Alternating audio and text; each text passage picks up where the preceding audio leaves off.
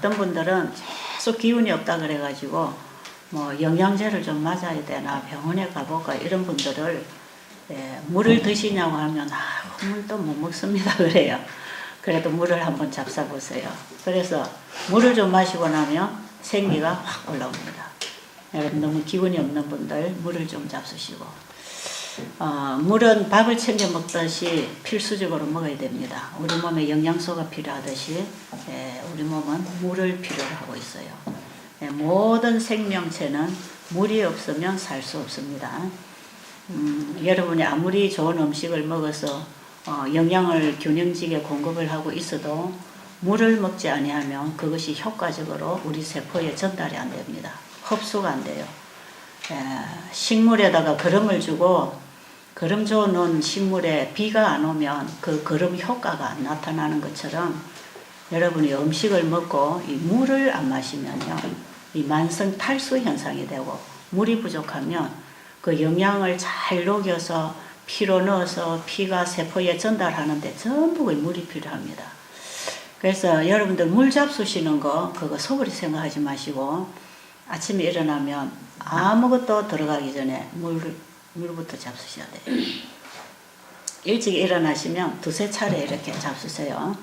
한꺼번에 많이 드시는 건 안 좋지만 자주 먹는 건 괜찮습니다. 그리고 과일을 드시는 분은 2시간 후에 물 드시고 밥을 드시는 분은 3시간 후에 물 드시고 그리고 여기서 나오는 음식 과식하지 말고 다른 거 보태 잡수지 말고 이 나오는 음식 그대로 잡수시고 운동 잘하고 일찍이 잘 주무시고 여러분들이 이렇게 생활을 하면 여기에 그냥 가만히 계시면 몸은 좋아지게 돼 있어요. 여러분들이 여기 오셔서 이 건강 법칙을 잘 지키면 몸이 자꾸 회복되고 있지 않습니까? 그죠? 이 땅에다가 식물을 심어 놓고 그 식물에게 햇빛도 필요하고 물도 필요하고 영양소도 필요하고 식물에게 필요한 것들을 우리 몸에 공급을 해야 됩니다. 사람들이 식물을 키우는 데는 많이 연구를 하지만 우리 몸을 잘 보존하는데 이 건강에 관해서는 신경을 안 쓴다고 그래요. 사실 그런 것 같아요. 땅에다가 씨를 뿌려놓고 그 씨가 나서 자라는데 얼마나 많이 신경 써야 합니까? 거기 꼭 필요한 수분과 영양소가 들어가야 되고 햇볕이 들어와야 되잖아요.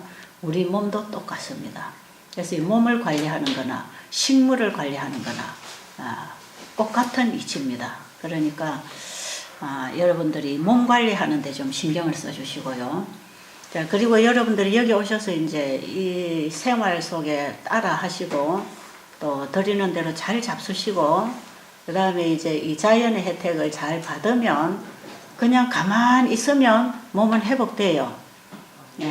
씨를 뿌려놓고 거기 조건만 잘 갖춰주면 가만 놔놓으면 식물이 자라는데 하나님께서는 이런 조건 속에서 자라게 하시는 분이에요.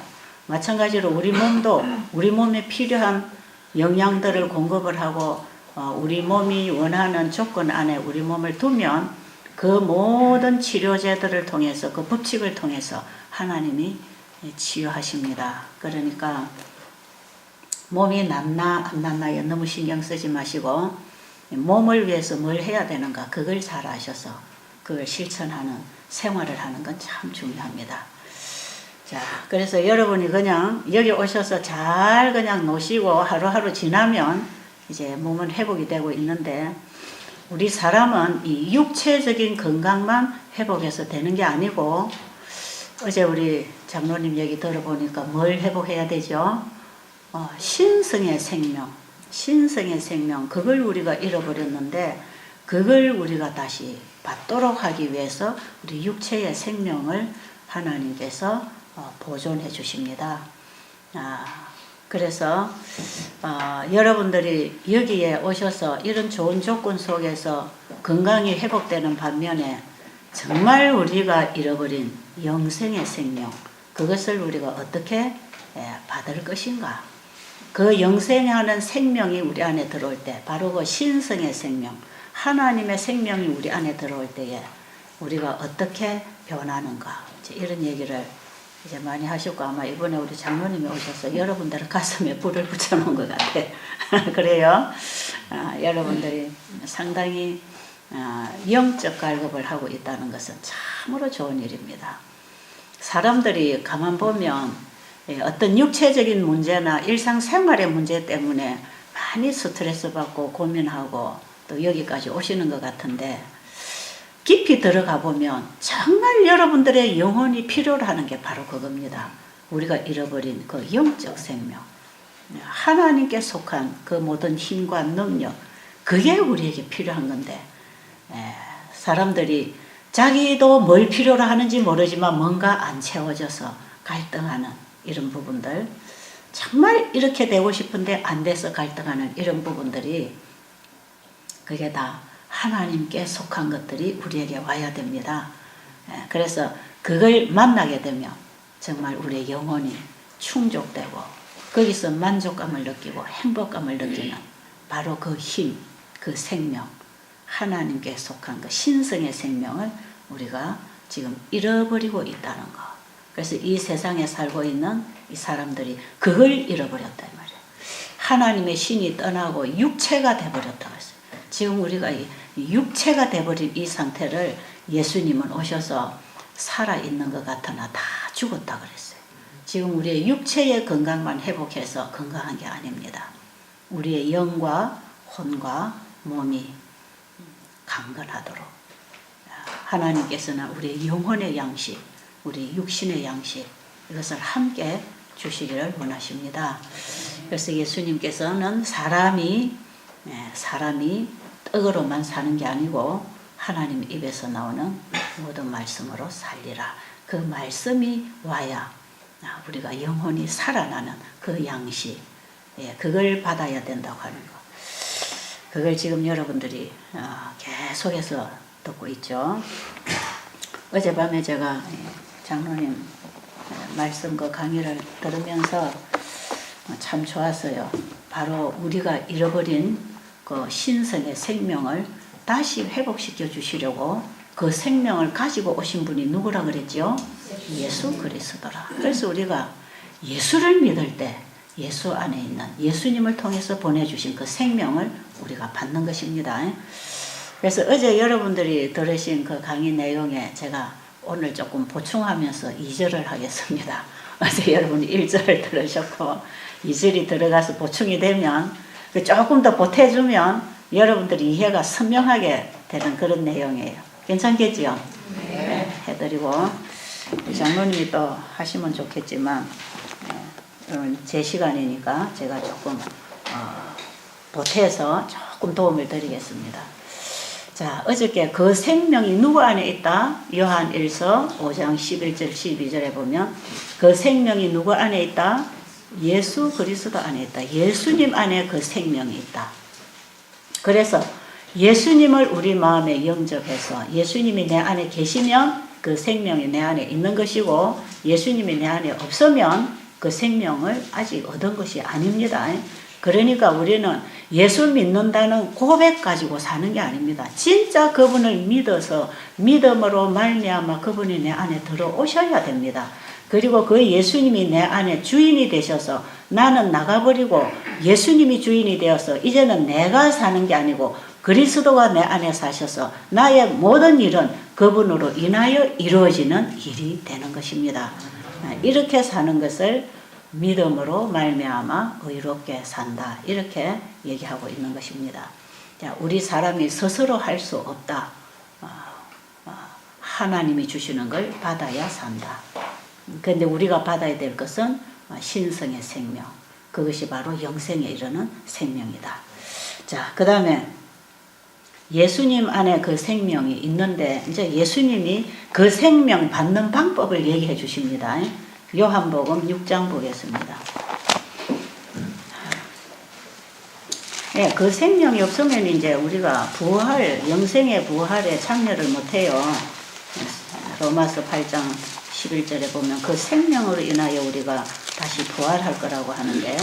그 생명은 예수님이 부활하실 수 있었던 그 생명. 바로 우리도 그 생명을 받아야 다시 부활하는 그 생명. 자, 그것이 어디에 있는가 이제 구체적으로 그걸 우리가 어떻게 받는가를 예수님이 가르쳐 주시는 내용입니다. 자, 6장 보겠습니다. 요한복음 6장 48절로 보면 온 성경은 하나님께서 그 아들을 통하여 우리를 다시 구원해 주시는 얘기라 그랬죠. 여기도 그 내용을 기록하고 있습니다. 자, 48절부터 보면 내가 곧 뭐다? 생명의 떡이니라. 여기 왜 떡이라고 했는가? 이거 우리가 알아들을 수 있는 비유적인 표현입니다. 사람이 밥을 먹어야 힘이 납니까? 여러분이 굶어 보면 힘이 안 나지요. 굶어 보면 힘이 빠지잖아요. 우리가 사는 건 밥 힘으로 삽니다. 밥 힘으로 살아요. 먹어야 산다 이 말이에요. 그래서 반드시 먹어야 사는 떡에다 비유해서 예수님이 나는 무슨 떡이다? 먹고 죽는 떡이 아니고 무슨 떡이다?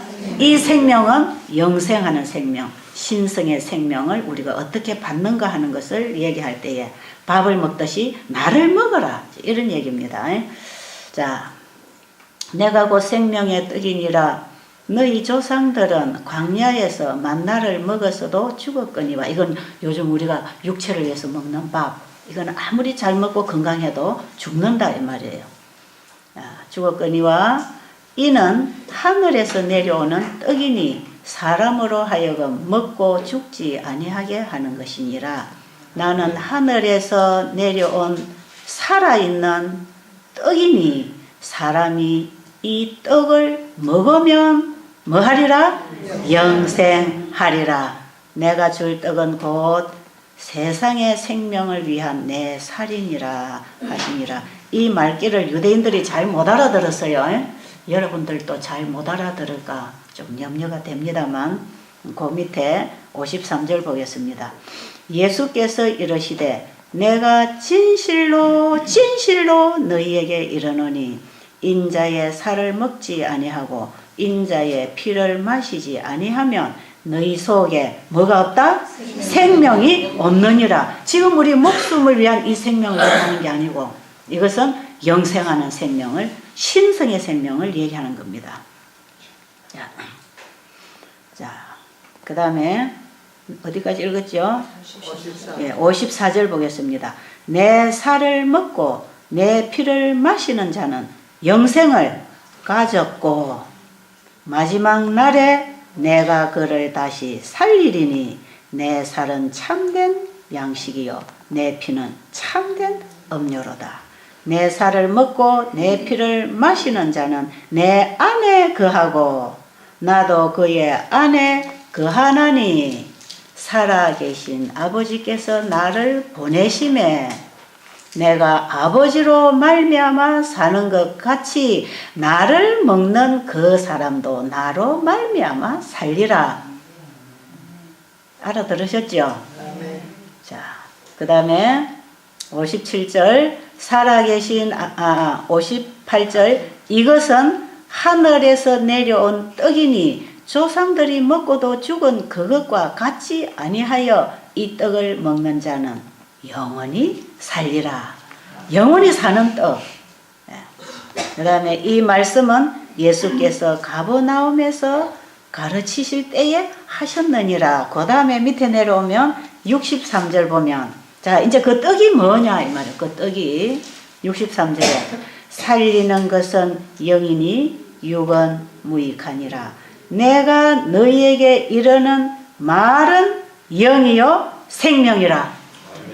내 살을 먹고 내 피를 마시는 나를 먹는 자, 이 생명의 떡인 나를 먹는 자는 죽어도 다시 살고 영생을 얻는데 그 살이 되고 피가 되는 그 떡이 뭡니까? 그게 뭐예요?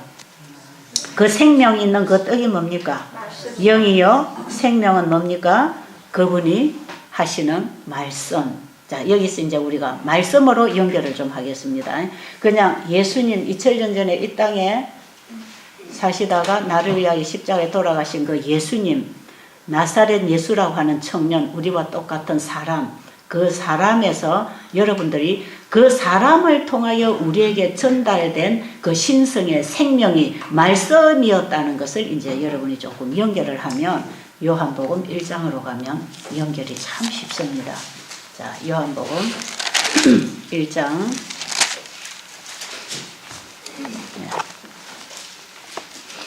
자, 요한복음 1장. 여기 1절부터 보겠습니다. 자, 어제 우리 장로님은 여기 바쁘시니까 창조주로서만 소개를 하셨는데 저는 오늘 그 말씀이 예수님이라는 쪽으로 좀 소개를 하겠습니다. 자, 여기 1장 1절로 보면 태초에 말씀이 계시니라. 이 말씀이, 자, 여기 보니까 태초에, 이 태초는 언제냐 하면요. 창조 이전. 예, 창조 이전의 태초를 얘기합니다. 맨 처음. 창세기 1장 1절에 태초에 하나님이 천지를 창조하시니라는 그 태초는 창조된 시작을 얘기하지만 이 태초는 창조주가 창조되기 이전부터 계셨던 그 창조주를 소개하고 있어요. 이 태초는 그 이전에 야원 전부터의 태초입니다. 자, 태초에 말씀이 계시니라. 태초에 뭐가 계셨다? 말씀이 계시니라. 이 말씀이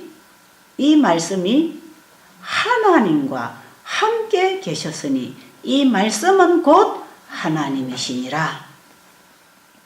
그가 태초에 하나님과 함께 계셨고 만물이 그로 말미암아 지은 바 되었으니 지은 것이 하나도 그가 없이는 된 것이 없느니라. 창세기 1장에 보니까 만물이 어떻게 창조됐습니까? 하나님이 가라사대 있어라 하심에 있었다 그렇죠. 그건 말씀 아닙니까? 말씀. 그 말씀, 이 말씀이 없이는 하나도 되는 일이 없어. 예언서, 다니엘서와 요한계시록의 예언서도 하나님이 미리 말씀하신 대로 이루어질 것을 말씀하신 것이고 그대로 이루어진 것입니다. 그죠? 하나님의 하시는 일은 말씀을 하셔야 그 일이 이루어진다 이 말이에요. 그래서 이 말씀 안에는 만들어내는, 이루어내는 창조의 능력이 있을 뿐 아니라 그 말씀 안에는 그 말씀하신 분의 사상과 능력과 품성과 그 생각이 다 그 말씀을 통하여 나타나서 창조되어 나오는데 그 모든 창조물 속에는 하나님 속에 감추어져 있는 그분의 신성과 품성과 능력이 드러나고 있다 이 말이에요. 그래서 우리가 하나님이 지으신 이 만물들을 잘 관찰해 보면 얼마나 하나님은 다양하시고 아름다우시고 예술적이시고 품위가 있으시고 고상하시고 자상하시고 그런 하나님, 너무나 멋있는 하나님을 우리가 그분이 만드신 만물을 통해서 보고 있는 것입니다. 그 말씀이 없이는 아무것도 만들어지고 이루어질 수가 없다 하는 것을 여기 말씀하십니다. 그 다음에 4절에, 자, 4절에 중요합니다. 4절, 그 안에 뭐가 있었으니? 그 안에, 뭐 안에? 그 말씀 안에 생명이 있었으니. 이 생명이 무슨 생명? 바로 이게 신성의 생명이요. 이게 영원히 사는 영생하는 생명. 바로 그 말씀 안에 영생하는 생명이 있었으니 이 생명은 사람들의 빛이라. 사람을 치료하고 살리기 위하여 이 땅에 오신 치료자로서 구원자로서 이 생명을 가지고 오신 누구? 예수 그리스도라. 이 예수님으로 연결합니다. 그죠? 요 뒤로 보면 12절에 가보면 자 보세요. 영접하는 자. 누구를 영접해요? 예수님입니다. 영접하는 자. 곧 그 이름을 믿는 자들에게는 하나님의 자녀가 되는 권세를 주셨으니 이는 혈통으로나 육정으로나 사람의 뜻으로 나지 아니하고 오직 하나님께로부터 난 자들이니라. 자, 예수 그리스도는 이 말씀이 육신으로 오셨는데 그분을 영접할 때 우리는 하나님의 생명을 받아서 다시 거듭나서 하나님의 자녀가 된다는 것입니다. 그럼 예수님은 하나님의 생명을 잃어버린 우리에게 그 하나님 안에 있는 신성의 생명을 가지고 우리에게 그걸 넣어주시려고 우리와 똑같은 사람이 되어서 사람을 만나기 위해서 이 땅에 오신 분입니다. 14절에 말씀이 육신이 되어 우리 가운데 거하심에 우리가 그의 영광을 보니 아버지의 독생자의 영광이요 은혜와 진리가 충만하더라. 누구지요? 그 말씀이 육신을 입고 이 땅에 오신 분이 예수님이요. 17절에 보니까 18절 보겠습니다. 본래 하나님을 본 사람이 없어되 아버지 품속에 있는 독생하신 하나님이 나타내셨느니라. 자, 예수님은 나를 본 자는 아버지를 보았다고 그랬어요. 예수님은 아버지 속에 있는 그 생명을 가지고 이 땅에 태어나셨는데 그 생명이 어디에 있었다? 말씀에 있었다 이 말이야. 자, 예수님은 말씀이 육신이 되신 분 맞습니까? 말씀이 육신이 되었다고 그러죠. 자, 하나님의 말씀이 마리아에게 뭐라고 임했지요? 천사를 통해서 하나님의 말씀이 마리아에게 네가 아들을 낳으리니 이름을 뭐로 하라? 예수라 하라. 예수 이름까지도 하나님이 말씀하셨습니다. 하나님이 말씀하시니까 그 말씀 안에는 하나님의 창조의 능력과 신성의 능력이 있어서 그 말씀이 그대로 이루어졌더라. 이것이 창세기 1장에서 분명히 우리에게 보여지고 있습니다. 동일한 하나님 안에 있는 그 말씀이 천사를 통해서 마리아에게 네가 아들을 낳으리니 이름을 예수라 하라. 그 말씀을 하나님이 천사를 통해서 마리아에게 주었어요. 마리아는 그 말씀을 받아들일 수도 있고 거절할 수도 있습니다. 오늘날 많은 사람들이 예수는 사생아라 그러죠. 아버지도 없는 자식이라. 처녀에게서 나타해가지고 예수님의 출생에 대해서 사람들이 이러쿵저러쿵 굉장히 오해가 많아요. 그런데 이 말씀이 하는 일이 뭔지를 이해를 하게 되면 예수님이 처녀에게서 나실 수 있다는 것이 너무나 당연합니다. 너무나 당연해요. 이 말씀이 천지를 창조해내신 신성의 능력, 곧 창조의 능력을 가진 그 능력이 있다는 것을 우리가 알게 되면 예수님의 출생은 너무나 당연하게 이해가 된다 이 말이에요. 그래서 창세기 1장을 똑바로 이해하고 요한복음 1장을 똑바로 이해하면 예수님의 출생도 의심할 여지가 없이 믿어지게 돼 있습니다. 아십니까? 예수님은 뭐가 육신이 되신 분이라? 말씀이 육신이 되신 분이라. 여러분 공중에 새가 날을 때 말씀이 새가 되었습니까? 말씀이 새가 되었나요? 이 땅에 수목들이 올라올 때 말씀이 나무가 되었나요? 말씀이 물고기가 되었나요? 말씀이 흙에 들어가니까 산 사람이 되었나요? 말씀이 지구의 역사를 이루어냈습니까? 하나님의 말씀이 그 일을 이루었다 이 말이에요. 그러면 마리아에게 하나님께서 네가 아들을 낳으리니 이름을 예수라 하라.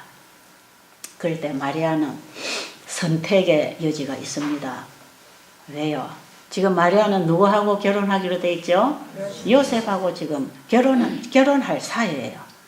그럼 마리아가 가만 생각해 보니까 아니 나는 저 남자를 진짜 사랑하는데 나 저 남자하고 결혼해서 평생 행복하게 살 건데 뭐 날 보고 임신을 하라고요? 내가 만약에 지금 결혼하기 전에 임신을 하게 되면 저 남자가 나를 받아주겠습니까? 그러니 싫어요. 난 안 할 거예요. 마리아는 하나님의 말씀이 왔을 때에 자기가 원하는 쪽으로 결정할 수도 있었고 하나님의 말씀을 받기 위하여 자기가 좋아하는 걸 포기할 수도 있었습니다. 그런 기회가, 그런 선택의 여지가 우리 모든 인류에게 있다는 사실을 아시기 바랍니다. 우리가 예수님을 영접하기 위해서 나를 포기해야 될 때 내가 원하는 것, 땅의 것, 땅에 있는 생명까지도 포기하는 의미가 그 속에 들어 있습니다. 하나님께 나를 전적으로 드린다고 할 때에 마리아는 그런 선택을 했단 말이에요. 지금 마리아에게 가장 소중한 건 그 결혼할 남자입니다. 그 남자에게만 가면 자기의 인생이 새로 시작될 거예요. 그런 소중한 선택을 해야 될 때에 마리아는 요셉을 선택하지 아니하고 하나님의 말씀을 받아들이기로 결심했습니다. 그리고 하나님이 주시는 그 말씀을 받아들였을 때에 이미 그 말씀이 마리아 몸에 들어왔습니까? 들어왔습니까? 믿음이라고 하는 것은 그 말씀을 마음에 받아오는 것을 얘기하는 것입니다. 그럼 마리아의 마음에 천사를 통해 주신 하나님의 말씀을 받아들였더니 그게 무슨 씨가 들어왔어요? 예수를 잉태시킬 씨가 들어왔다 이 말이에요. 하나님의 말씀은 씨라 그랬어요. 씨마다 각각 종류대로 형체가 다르듯이 하나님의 말씀도 누구에게 어떤 말씀을 주셨느냐에 따라서 다른 그 일이 일어나는 것입니다. 그렇죠? 자, 마리아에게 무슨 말씀이 들어와요? 예수를 잉태시킬 씨가 들어왔단 말이에요. 씨가 누가복음 8장 11절에 보면 씨는 하나님의 말씀으로 비유하고 있습니다. 자, 그러면 마리아가 예수를 잉태시키겠다고 하는 하나님의 말씀을 받아들였을 때 이미 예수 씨가 들어왔습니다. 그렇죠? 그래서 마리아 몸에 하나님의 말씀의 씨, 예수를 탄생시킬 예수의 씨가 들어왔지만 이 씨를 뿌리내리고 자리 잡게 하고 자라게 하는 것은 바로 이 엄마의 몸에 사는 것입니다. 땅에다가 씨를 뿌리면 땅이 적당한 조건이 갖추어질 때에 그 씨가 가지고 있는 그 나무가 나와서 열매를 맺는 것처럼 마리아의 몸에 하나님의 말씀의 씨, 예수 그리스도의 씨가 들어오니까 마리아의 몸에서 우리하고 똑같이 육신을 입는 예수의 몸이 이루어져서 우리하고 똑같이 태어났어. 예수님이 태어나셨어요. 맞아요? 가능하겠습니까? 여러분, 이것은 우리 인간이 다 이해할 수는 없지만 우리가 사물을 통하여 하나님의 일을 지금도 보고 있지 않습니까? 그죠? 씨앗을 땅에다 심었더니 어떻게 나무가 나오느냐 이 말이에요. 좀 신기한 일 아닙니까? 그러나 그 씨앗 속에 하나님은 나무를 내게 하는 생명을 넣어 놓으셨다 이 말이에요. 하나님의 말씀을 받아들였을 때 바로 그 아들을 잉태시킬 씨를 그 속에 하나님이 넣어주셨습니다. 그래서 아들 예수 그리스도가 나왔을 때 그 예수는 어머니 몸에서 우리와 똑같이 육신을 10달 동안에 입어 나오신 그것은 예수님의 인성, 나사렛 청년으로 사람 눈에 보였던 그 인성 예수고, 그 다음에 예수님을 출생시킨 그 생명, 예수님 안에 있는 그 생명은 아버지 안에 있는 바로 그 신성의 생명, 영생하는 생명에 있는 말씀이었다 이 말이에요. 아시겠어요? 자, 그러면 우리가 어떻게 거듭나는가? 베드로전서 1장 23절에 보면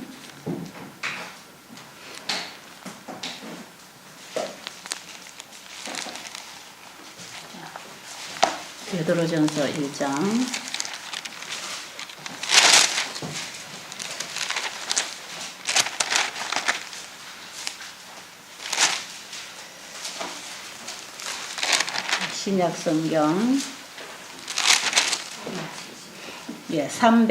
377페이지.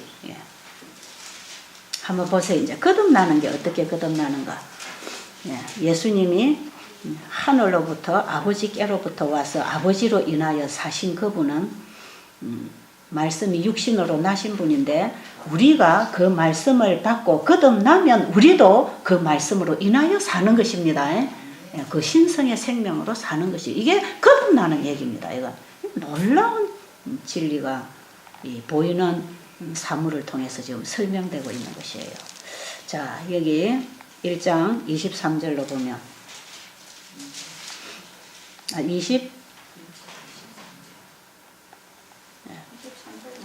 23절 맞죠? 네. 너희가 거듭난 것은 자, 사람이 거듭나야 합니까? 왜요?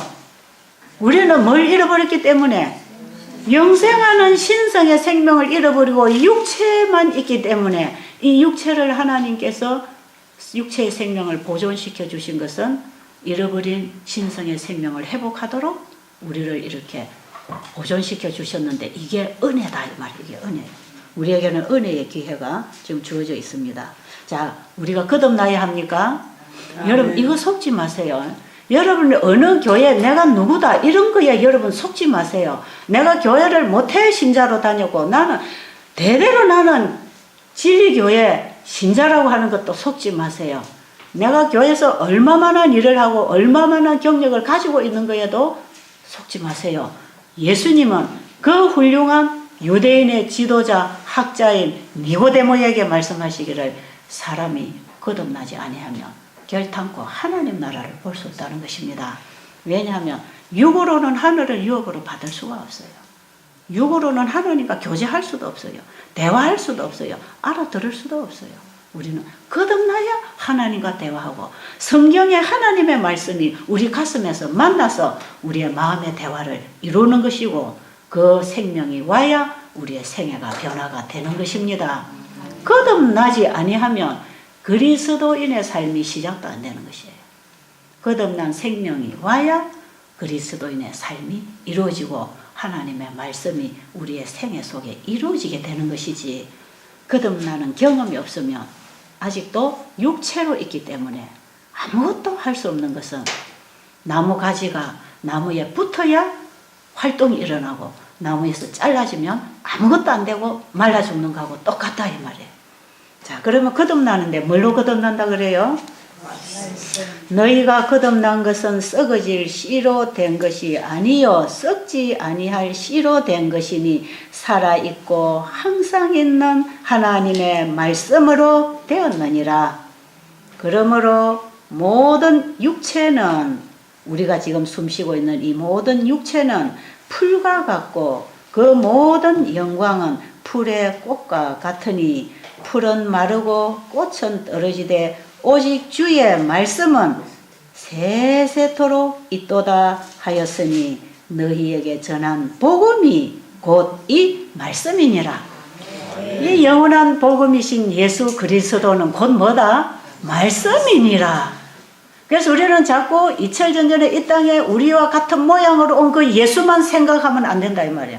그 예수의 사진을 집에다 걸어놓고 민날다 하고 아무리 빌어도 그거 가지고 거듭나는 게 아니고 그 예수 청년은 이 땅에 오셔서 사람들을 살리기도 하고 병도 고쳐주고 능력을 행하실 때 뭘로 하셨습니까? 말씀으로. 뭐 말씀을 선포하셨어요.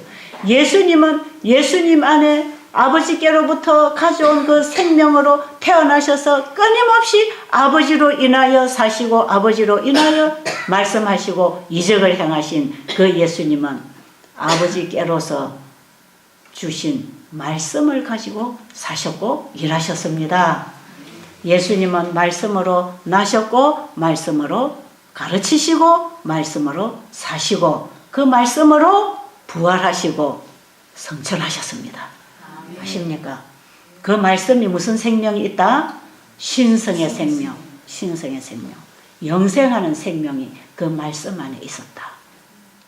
그럼 오늘날 우리는 그 말씀이 2000년 전에 그 말씀이 육신이신 예수를 통하여 사람들에게 전달될 때 그 말씀이 능력이 있었지 않습니까? 그죠? 그 다음에 구약시대에 그 말씀이 선지자를 통하여 사람들에게 전달됐을 때 그 말씀도 능력이 있었습니까? 능력이 있었지요.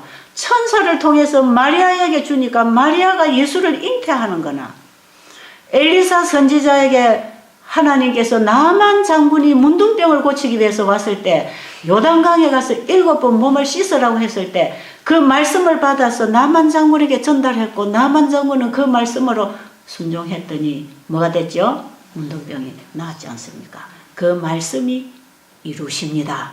그 말씀이 지금도 살아있고 항상 있고 살아있는 그 말씀을 우리는 오늘 성경을 통해서 받아야 됩니다. 아십니까? 자, 그러니까 2000년 전에 이 땅에 오신 그 예수님은 말씀이 육신으로 오셔서 말씀을 통과시켜 주신 분으로서 그분이 이 땅에 계셨고 이제 그분은 가셨습니다. 우리에게 뭐가 있습니까? 말씀이 있습니까? 이 성경도 동일합니다. 하나님의 말씀이 사람을 통하여 하나님이 쓰시는 선지자라고 하는 사람을 통하여 우리가 알아들을 수 있는 글자로, 우리가 만지는 종이로, 이 육으로 우리에게 기록이 되어서 우리가 이해하고 읽을 수 있는 글자로 왔지만, 이 말씀은 누가 주신 말씀이다? 하나님이 우리를 구원하기 위하여 내려보내신 생명줄이라, 생명의 말씀입니다. 성경은 생명의 말씀, 영생하는 생명을 우리에게 주시기 위하여 사람을 통해서 써서 전달해 준 게 성경책이다 이 말이에요. 엘리사 선지자에게 나만 장군에 줄 말씀을 그 입술에 담아서 나만 장군에게 전달했을 때 나만 장군이 그 말씀대로 함으로 그 말씀이 이루어진 것처럼, 성경은 또 다른 선지자를 통하여 입으로가 아니라 글자로 우리에게 전달하시는 하나님의 말씀으로서 우리가 이 말씀을 받아들이면 이 말씀이 살았고 운동력이 있고 좌우에 날선 어떤 금보다도 더 예리하여 우리의 영과 혼과 및 관절과 골수를 찔러 쪼개고 우리의 생각과 뜻을 감찰해서 우리를 하여금 바로 되도록 회복시켜 줍니다. 그 말씀이 살아있다 이 말이에요. 그 말씀이 성경을 통해서 우리에게 왔어요.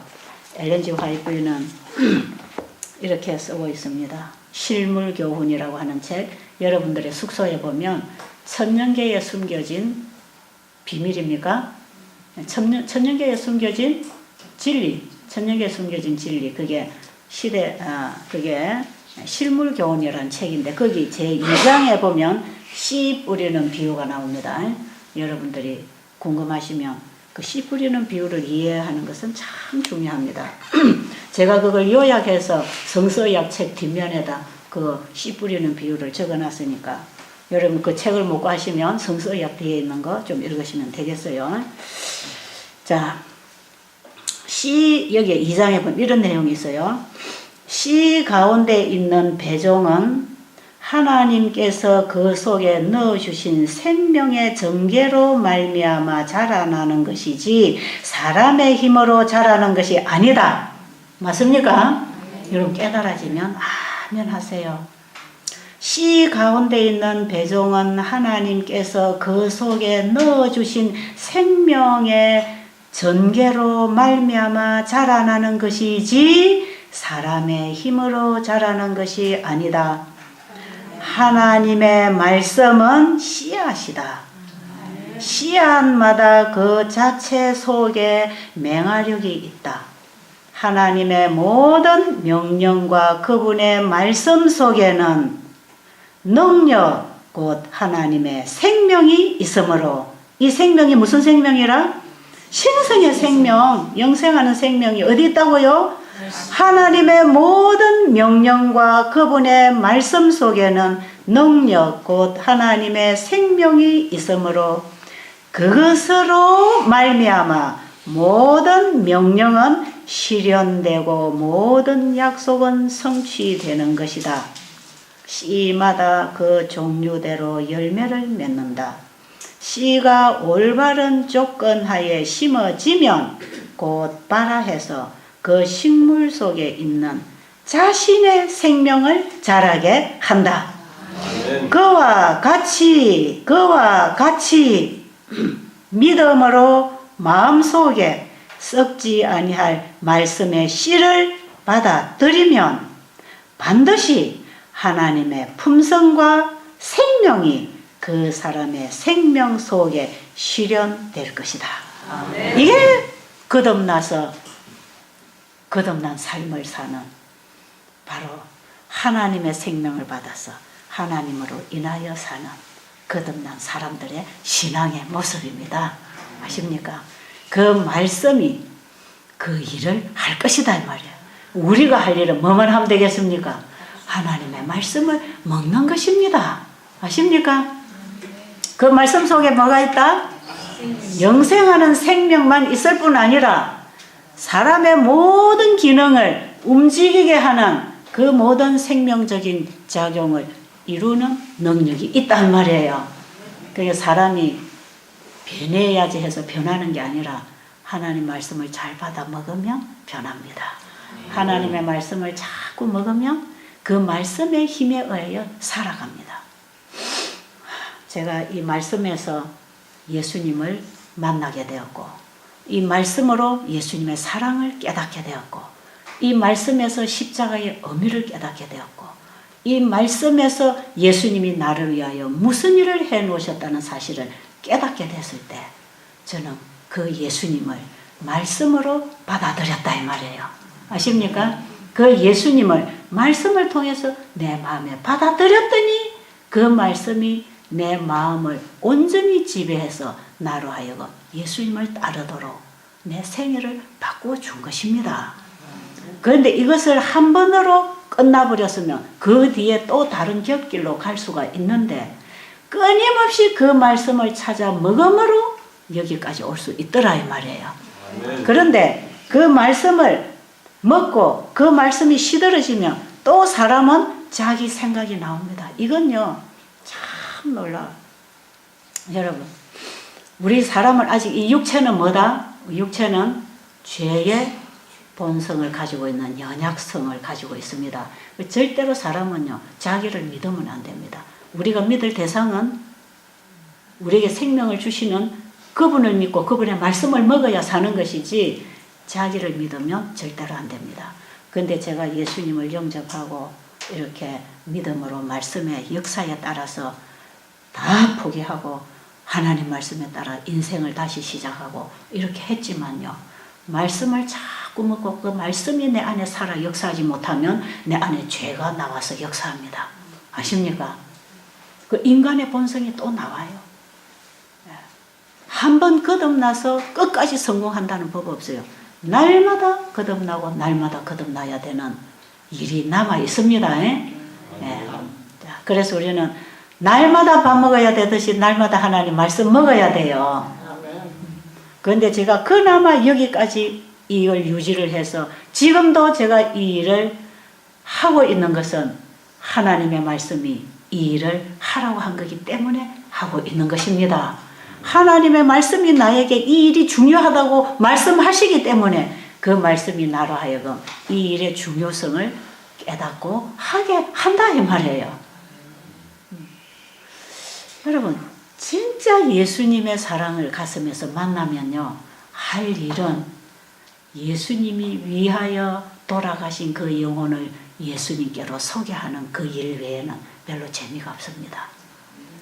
아무리 돈을 많이 줘도 재미가 없어요. 가치가 없어요. 예수님을 전하기 위하여 사용되는 그 외의 재산은요, 아무리 많이 있어도 가치 없어요. 정말입니다.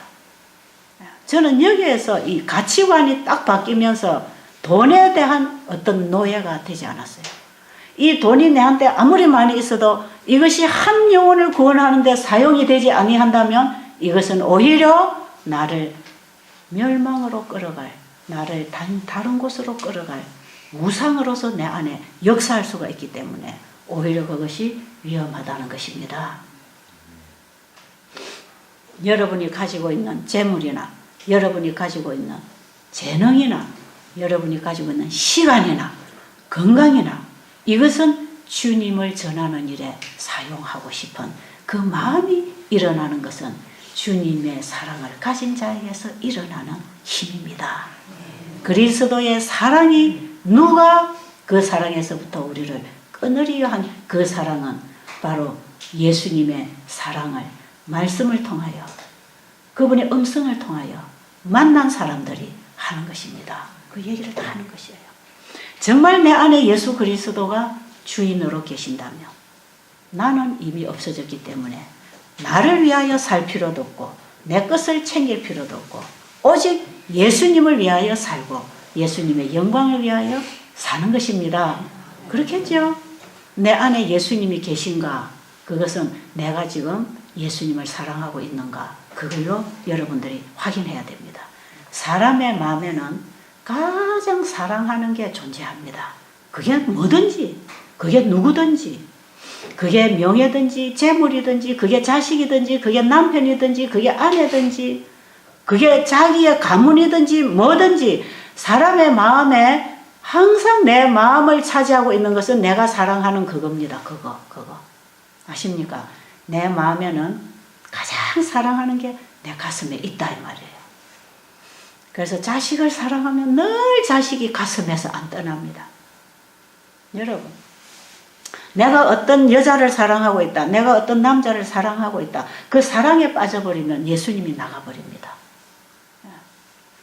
그 사랑하는 자리에, 그 가슴에 예수님이 계셔야 되는데 그 자리에 어떤 다른 존재가 내 가슴을 채우고 있을 때 나는 그 사람의 종이 되는 것입니다. 사람은 자기가 가장 사랑하는 자를 바라보고 따라가게 돼 있어요.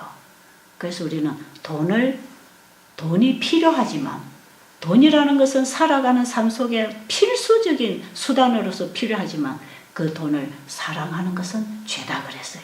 왜? 그 돈을 따라가기 때문에 그렇습니다. 자기의 어떤 명예나 자기의 어떤 뭔가를 계속 따라가기 때문에. 그래서 내 가슴에 참 내가 저 남자를 진짜 사랑한다 하면요, 그 남자만 진종일 내 생각 속에 살아있고 그 남자에게만 관심이 가 있고 예수님은 어디 갔는지 없어져요. 그러니까 우리 가슴 속에, 내 가슴 속에 사랑의 대상이 누구냐, 뭐냐, 이게 중요합니다. 아십니까? 하나님의 말씀이 내 마음에 들어오면 내 안에서는 사랑으로 역사합니다. 사랑으로 역사해요.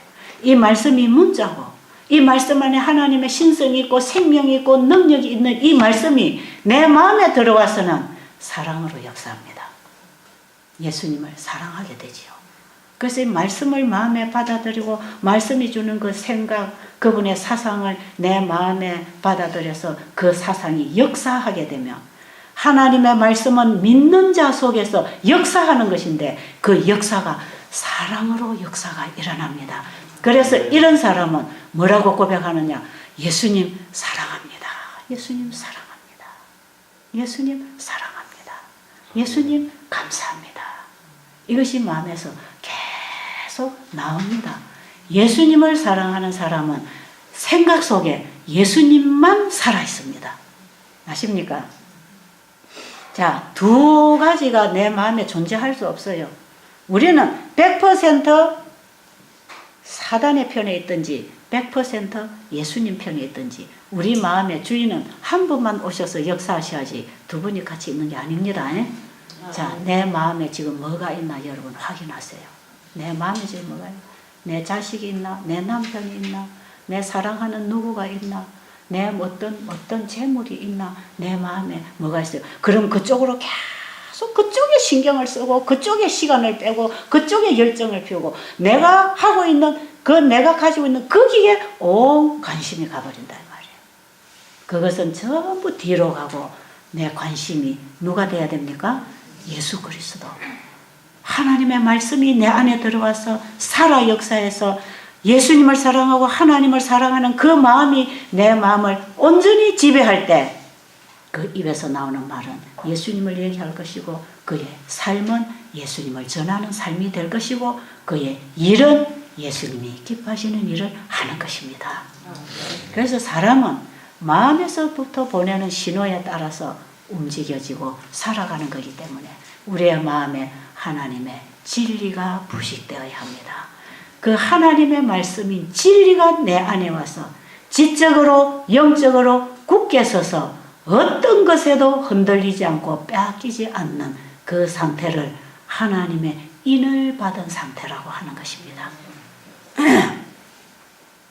하나님의 말씀이 내 마음에 들어와서 그 말씀이 살아 역사해서 그 말씀에 따라 먹고 말씀에 따라 살고 말씀에 따라 일을 하고 살아갈 때에 내 생각은 포기되고 하나님의 말씀이 내 삶 속에 이루어지는 것입니다.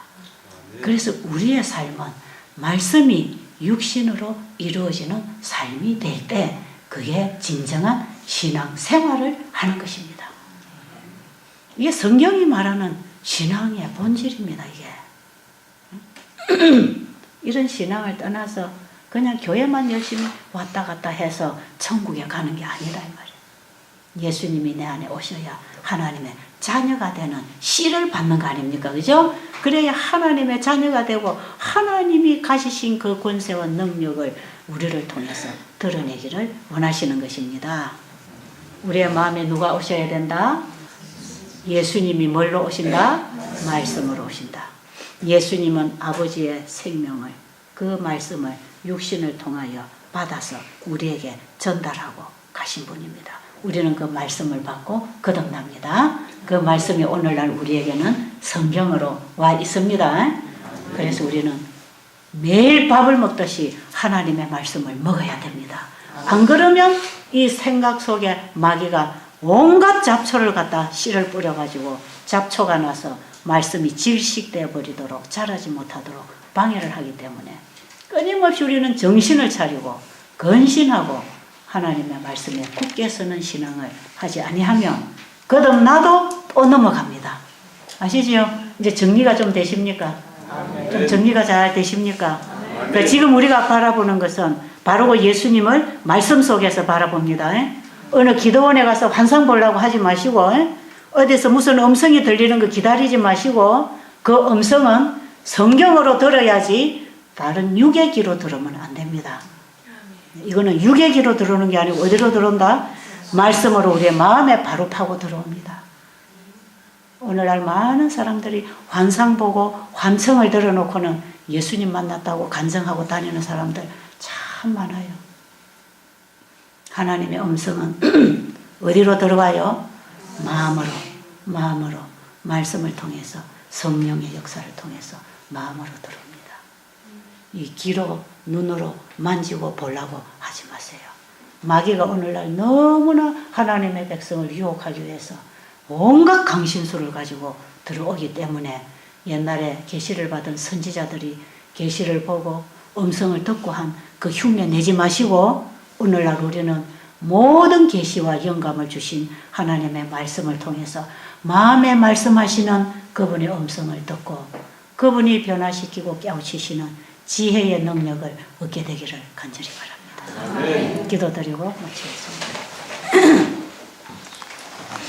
하나님 아버지, 우리를 살리시려고 아들을 통하여 잃어버린 신성의 생명을 보내주셨습니다. 마리아가 그 말씀을 받을 수도 있고 받지 않을 수도 있었던 것처럼 우리의 선택에 따라 영생을 회복받을 수도 있고 영원히 잃어버릴 수도 있는 처지에 우리가 있다는 사실을 깨우쳐 주시옵소서. 그래서 우리가 하나님의 말씀 앞에 우리 생각을 온전히 포기하고 그 영원한 생명이신 아버지의 말씀을 우리의 마음에 받고 거듭나고 거듭난 사람으로 살아가다가 그 생명으로 부활하거나 변화되기를 원합니다. 우리에게 놓여진 이 하나님이 주신 생명의 길을 떠나지 않고 끝까지 주님 오실 때까지 지키게 하여 주시옵소서. 예수님 이름으로 간절히 기도드립니다.